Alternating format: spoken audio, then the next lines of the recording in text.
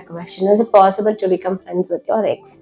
So எக்ஸோட பாசிபிளா friends ஆகணும் அப்படின்னா ஃபர்ஸ்ட் நீங்க தெரிஞ்சுக்க வேண்டிய விஷயம், உங்களோட பாஸ்ட் ரிலேஷன்ஷிப்ல இருந்து நீங்க ஹீல் ஆயிட்டீங்களா? திருப்பி இந்த எபிசோட்குள்ள போறதுக்கு முன்னாடி உங்க பாஸ்ட் ரிலேஷன்ஷிப்ல இருந்து நீங்க கம்ப்ளீட்டா ஹீல் ஆயிட்டீங்க அப்படின்னா மட்டும்தான் நீங்க இந்த நியூ ரிலேஷன்ஷிப்குள்ள என்டர் ஆக முடியும்.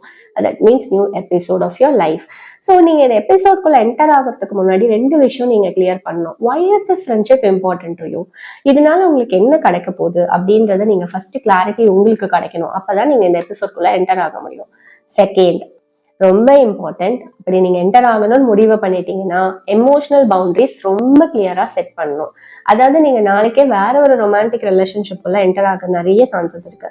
அப்படி நீங்க ரொமான்டிக் ரிலேஷன்ஷிப்குள்ள என்டர் ஆகும் போது நீங்க எமோஷனல் பவுண்டரிஸ் செட் பண்ணல அப்படின்னா அது உங்களோட நியூ ரிலேஷன்ஷிப்ல நிறைய பிரச்சனையை உண்டு பண்ணும்.